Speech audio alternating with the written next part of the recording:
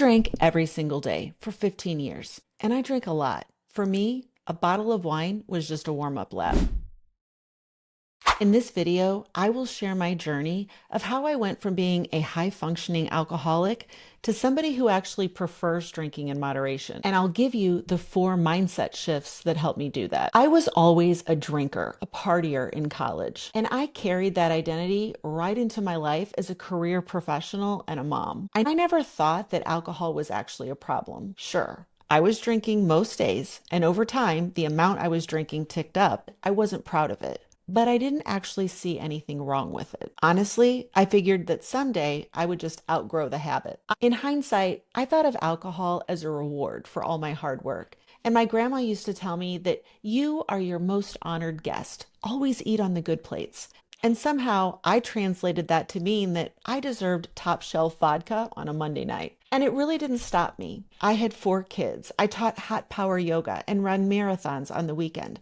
I helped everybody around me. I was always making meals or watching other people's kids or picking up extra clients to help out. I was always just so busy. And I thought that being busy made me valuable. I didn't know how to let myself relax. And alcohol gave me the relief that I needed. It was the only thing I knew to do to shut down my brain in the evenings. And that's how I fell into the habit. Drinking became me time. And looking back, I can see that I was addicted to alcohol in the sense that when I told myself that I wasn't going to drink, I still drank. And of course, I felt guilty and ashamed of that. And that's actually when the disordered thinking started. Because in our culture, if you raise your hand and say, I drink too much, the only answer is for you to go directly to AA. Do not pass go. Get yourself a sponsor. Get a copy of the big book. Start making a list of amends to everybody you've ever met, and then promise that you will never drink again. And I didn't want to do that. I didn't want my party to be over. I mean, I can fix any problem. Give me 5 minutes and a piece of paper, right? And it was just so frustrating and incomprehensible that I couldn't fix this problem. But I kept trying. I would do sober Octobers and sign up for detoxes and cleanses. I switched from wine to vodka and vodka back to wine. I put all these rules in place. I even had an alarm on my phone at 10 o'clock that said, stop drinking, stupid, and go to bed. But the harder I tried, the worse it got. And I finally got to a point where I stopped trying to control it and I just focused on managing it. I guess I thought I didn't want to give up my identity as mom by day and rock star by night. And I thought that hangovers were just a cost of doing business. But by the time COVID hit, I was drinking almost a fifth of vodka a day. Even I couldn't keep up with my damn self anymore. Then one day, the only thing worse than the idea of quitting drinking was the idea of not quitting. And that's actually when my sober journey began. Being who I am, it was kind of easy to quit drinking because I've always been an all or nothing person. So I felt like I just switched teams. I moved from team drinker to team sober. I got new t-shirts and the keychain and the bumper sticker and signed up for AA. And then within a month, I was leading the damn meetings. I embraced the identity of being a recovering alcoholic. And within a month or two, my brain and my body cleared out. I felt so good, so high. Being sober felt like a superpower. I loved the fact that I could get more done. Like I was always raring and ready to go, whether it was 11 o'clock at night or 5 a.m. in the morning. And it felt very morally superior. Like nobody could accuse me of doing anything wrong because I officially, finally did have all of my shit together. But as you can imagine, that came to a head as well. I still could not keep up with myself. And I finally realized that it wasn't necessarily alcohol I had been addicted to.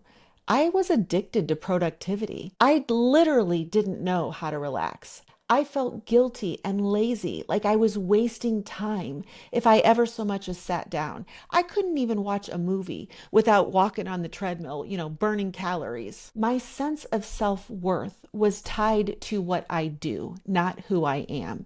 And I saw myself as somebody who had no value unless I was giving more than I took. What I didn't know was that my struggles had never been about my relationship with alcohol at all. Alcohol had been my solution, not my problem. The problem was my relationship with myself. I was so disconnected from everything below the neck. I was such an overthinker and an overanalyzer and always trying to fix and manage and control everything outside that I had learned to completely ignore what was going on in my body. I wasn't aware at all of what I wanted. I had traded my opinions for drink tickets long ago. I was a people pleaser and a perfectionist. And finally, I hit the wall with that too. 2 years or more into my sobriety, couldn't stop crying. I had no motivation. I felt worse at that point than I ever had on my worst days hungover. When I finally saw my doctor about it, she had me take that depression test, and I qualified as moderate to severe depression. And I'd always just been anxious. I'd never been depressed. She wanted to put me in the hospital, and that was really a wake-up call. But per my usual, I refused to go into the hospital. I decided to tough it out and push it through, and I just kept going. And then there came a moment where I was at my parents' house. I was still sober at this point, and my brother was there, and my dad offered everybody a glass of wine except me because I was sober, and my brother declined. And since I was the sober representative of the family, my ears perked up, and I was like, why are you not having a drink? Did you get a DUI? Did Molly tell you she was going to divorce you, kick you out? Like, what's gone wrong here? Why are you not drinking? And he looked at me with a disdain that only a little brother can look at you with. And he said, saying no to a drink does not mean that you have a drinking problem. In fact, dear sister, it may even indicate the lack of a drinking problem. And in that moment, my complete reality broke. It's like I saw a different version of the Matrix, and I realized I had been telling myself a story. I've been identifying as somebody who has a drinking problem when at that point I hadn't had a drink in almost 3 goddamn years. And now I didn't immediately go pour myself a drink. I was scared. I'd spent 3 years being brainwashed with these beliefs of you can't unpickle your cucumber and once an alcoholic, always an alcoholic. But I did realize that the only reason I was saying no to a glass of wine with a beautiful meal was because I was afraid. I didn't trust myself. I still believed that if I had one drink, I'd soon be living in a van down by the river. And so I just got curious about that. Meanwhile, being who I am, I had started a sober coaching program. I had been a coach for years. I had been coaching on women's health and hormones and gut and microbiome and vegan diet. Of course, I always let my clients know that vodka was vegan, and so that was fine. But one of the things that I did in sobriety was go back and get certified in addiction and recovery. The topic just really interested me. And in my studies, I learned so much about neuroplasticity and how the brain does change. But it never occurred to me to notice that, we teach about neuroplasticity where somebody has a stroke and they have to learn to walk and talk again. And we can teach our brains anything. We teach little kids how to stop, drop, and roll if they catch on fire. And we teach teenagers how to override the impulse to overcorrect when their tire goes off the side of the road.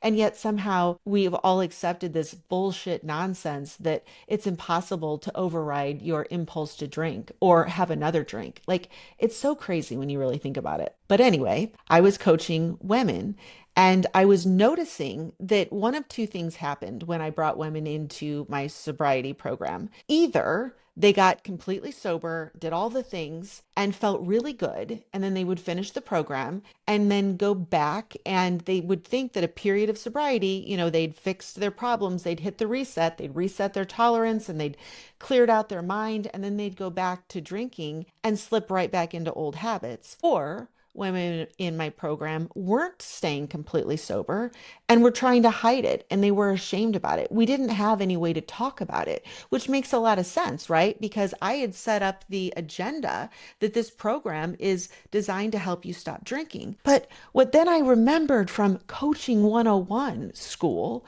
is that true coaching is when the client is the expert of their life. The client sets the agenda, and the coach's role is to just support their goals, right? So telling somebody that they shouldn't be drinking or that they can never drink again isn't actually coaching. It's condescending. And one day I had a client who I had a very good rapport with who had been sober for 10 months. She told me that she was going to planned on having a drink that next weekend. And I'll be honest, I was really nervous for her, but I felt like a real failure because I thought it was my job to show her what was right. So meanwhile, I'd had this reality crack where what if all of this is a story? And so for the first time in my coaching career, and then of course in my personal life as well, I held space for the fact that alcohol is neutral. There is no right way to drink. Alcohol is not good or bad or right or wrong. It's not easier for some people to control themselves or not. Like the brain is always changing. We are always learning, and we are perfectly capable of learning what we like. We are perfectly capable of learning what we don't like and learning from our mistakes. And so I showed up very differently for this client, and I was fully supportive of her as she embarked after 10 months on having her first drink. And it went really well. I coached her for like another 2 years and it was messy. It wasn't perfect. But what I learned is that, oh, yeah, we are absolutely capable of being normal drinkers. Like if you've ever been a normal drinker, even if you haven't been a normal drinker, you are perfectly capable of learning to drink in a way that gives you pleasure instead of problems. And over that period of time was when my mindful drinking course was born. And I immediately blew up because there is such a binary option in the world for people who find themselves in the weeds with alcohol. You either struggle in silence because you don't want to quit drinking forever, or you skip off to sobriety school. Even the sober programs where you don't have to identify as an alcoholic, and they tell you that you don't have to quit drinking forever, but it's kind of a bait and switch because there's still this moral superiority and hierarchy in those programs of people with the most sober days.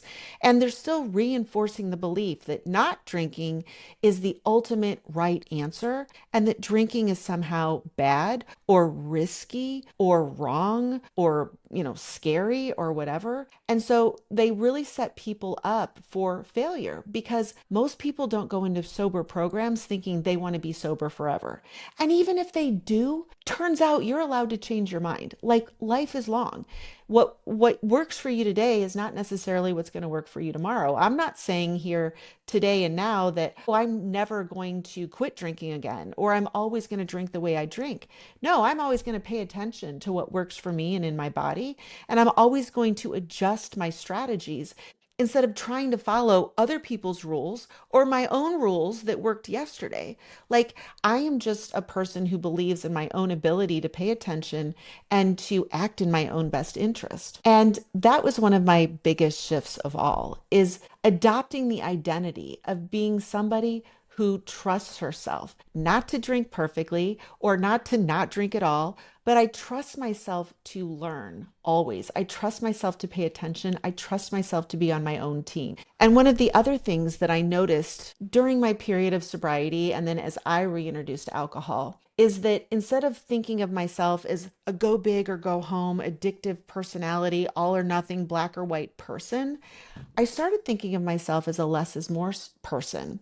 And this is what's really interesting about identity. Your brain is always trying to show you evidence for what you believe is true. So if you believe that you have an addictive personality or that you are an all or nothing person and you speak like that and you're always talking about yourself in that way, then you're going to be noticing evidence that that is true and then deleting or distorting any evidence to the contrary. But the truth about that whole addictive personality thing, oh, there's no such thing. Even addiction experts agree that the addictive personality is a mental construct. It's a self-fulfilling prophecy. It's a story that we just live into. And so one of the mindset shifts that I now teach my client is to think of yourself as a less is more person, because there's no time to be addicted to everything. There is just as much evidence in your life that you are a less is more person as there is that you are an all or nothing person. And so when you start thinking of yourself as a less is more person, I mean, it takes time. You got to rewire your brain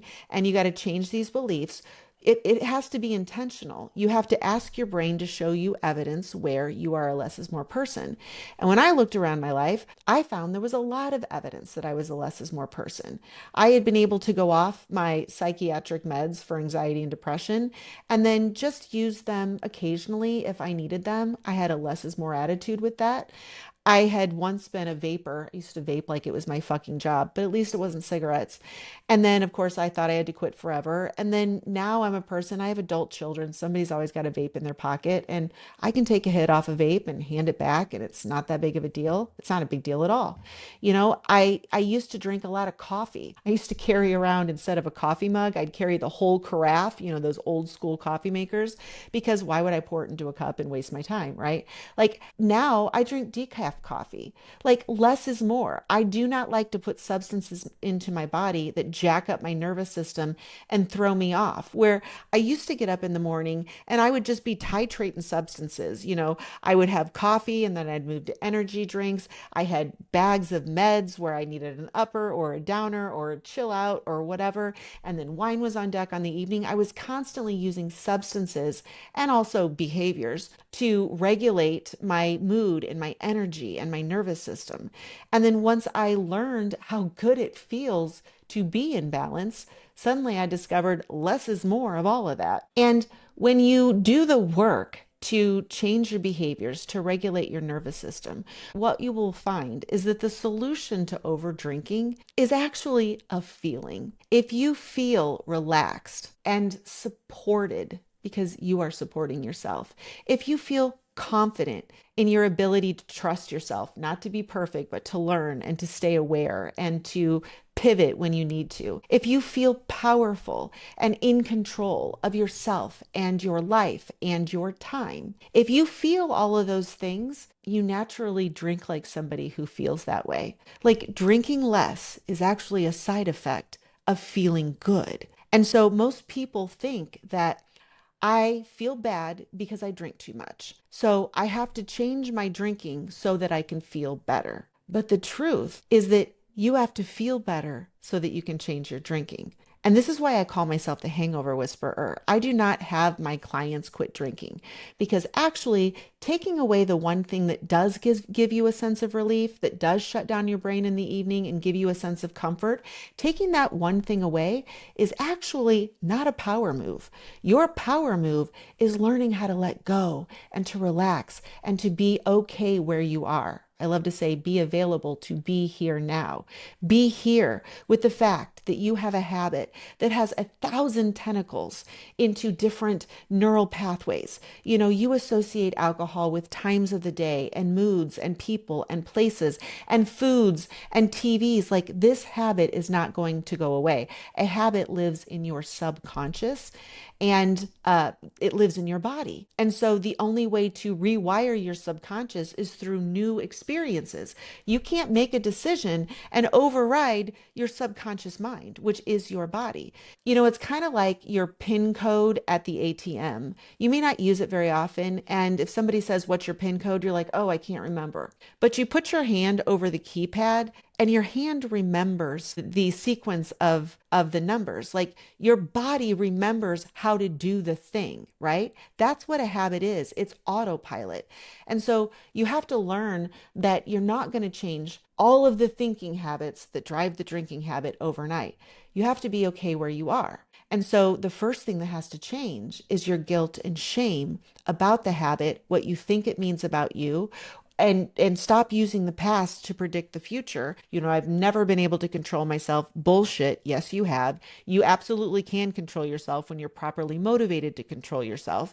You don't overdrink if you know you have to drive, or if you have to get up early for work, or if you have to behave yourself around certain people. Like you can control yourself. So stop with that bullshit. But instead of being where you are and looking at the past and saying, okay, well, I've tried before and I've been able to be sober October and I've, been able to reduce my drinking sometimes. But then I always fall back. Well, the reasons you fall back is because you're still carrying around the mindset that that once you fall back, you have to start over because you're thinking of this in an all or nothing thing. The truth is when you learn how to be available here now, then you can notice that there's a lot of evidence that you actually can make changes. And then you can get curious and see, well, what allowed me to be successful for that sober October or for that week of time? What allows me to be successful when I'm going out to dinner with my mother-in-law and I have no desire to overdrink in front of her? Like, what are those things? Like, you have to begin to get curious about what state of your nervous system supports you drinking in moderation, and then start to notice that the only time you're really over drinking is when you are dysregulated, when you are stressed out, when you have blown through all of your stop signs and you've pushed through to the point where you're exhausted. When you're exhausted, old habits take over. Like, pro tip, it's really easy to drink mindfully when you are mindful. It is when you are stressed or overwhelmed or distracted or emotionally drained that old habits take over. They're your autopilot. And that's going to take time to change. And so the work that you have to do is being okay after you make a mistake to learn from where you set yourself up for failure and what you need to do in that same situation in the future to get different results. So I promised you the 4 mindset shifts that I want you to walk away with from this video. So there's 2 you have to let go of, and then there's 2 you have to adopt. The first mindset shift you have to let go of is literally the language in your brain of, I love to drink. Like, no, you don't love to drink completely. Like, maybe you love to drink occasionally for a moment. This feels so good. The buzz is kicking in. But identifying as somebody who loves to drink is the problem. You can enjoy drinking without speaking about yourself like, I love to drink. In truth, everything you do and don't do is actually driven by a motivation to change your feeling state. So saying, I love to feel relaxed. I love to feel connected. I love to feel like I'm off for the day. Like, start languaging what it is that you really love, because you don't love alcohol. Like, alcohol is just serving a purpose. It's supporting an emotional change in your body. So stop saying, I love to drink. Replace it with, I love to feel good. The second mindset shift is associating more alcohol with more relief or more fun. Here's a quick tutorial. Alcohol is a biphasic drug, meaning small amounts and large amounts have opposite effects. The biphasic line for alcohol is 0.055 blood alcohol. So the first phase of alcohol is therapeutic. It is the buzz you are looking for. But think of your buzz like a bucket. Once it's full, it's full. When you keep drinking on that, then you enter phase 2 of the biphasic effects of alcohol. And now you're slurring, you are repeating yourself, you are not staying present, you're not really enjoying yourself, you're not connected, or you're worried up in your head about who knows that you had too much to drink. Like, you're not actually enjoying yourself. The other thing is that as you enter the second phase of alcohol, is it spikes your cortisol, because alcohol is a depressant drug. It depresses your central nervous system, and your brain's job is to keep you alive. It doesn't want you to get so relaxed that you forget to breathe. So it releases cortisol. The more you drink, the more you get a cortisol release. This is why you can be absolutely exhausted on a Friday night and your friends are like, do you want to meet out? And you're like, no, I don't. And they're like, come on, just come have one. And pretty soon it's 3 a.m. It's the best night ever, and you've been dancing all night and you forgot you were tired. Well, alcohol is a drug. It anesthetizes pain, including exhaustion. And what happens with alcohol is it spikes your cortisol. And then when the feel good, relaxant effects, the buzz wears off, you wake up in the middle of the night with a shitload of anxiety and agitation because you're under the influence now of cortisol. And it's the middle of the night and you can't shake it out. And so now you're just going to lay there and think about everything that's wrong with you and everything that's wrong in your life. So the idea that more alcohol equals more fun, bad mindset.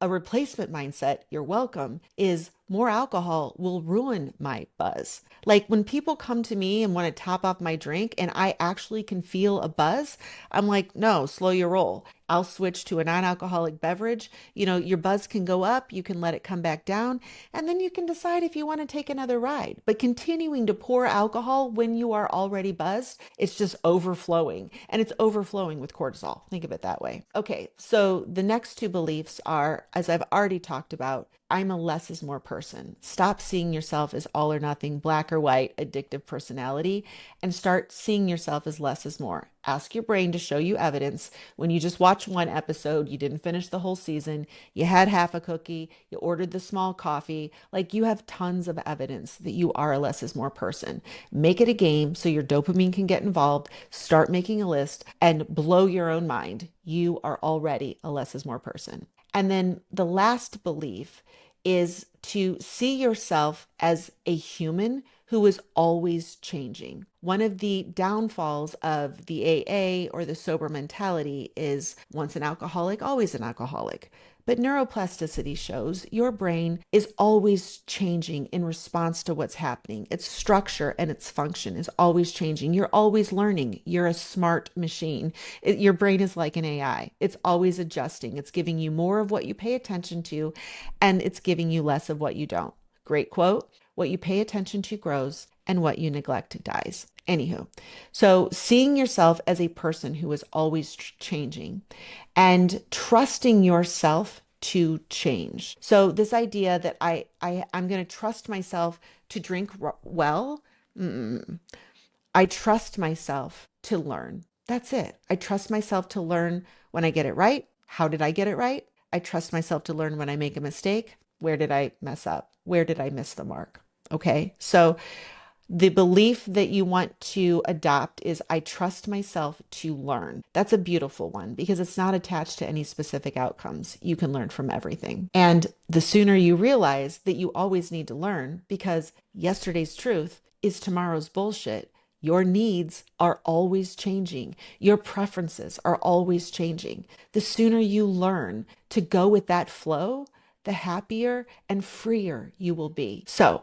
if you enjoyed this video, make sure you hit the bell to subscribe. I also have a podcast called It's Not About the Alcohol. It's over 250 episodes on there where I give tons of strategies and tools and tips and reframes. I mean, there's so many reframes. Remember, over drinking is a thinking problem, not a drinking problem. So go check out my podcast and then leave me a comment. Let me know how this landed, what resonated with you. I will respond. And if you are interested in working with me, you realize that you got a lot of work to do to rewire your neural pathways, and you would like a roadmap for how to move from somebody who can't stop over drinking and can't trust herself to somebody who prefers drinking in moderation. I will tell you, it's not easy.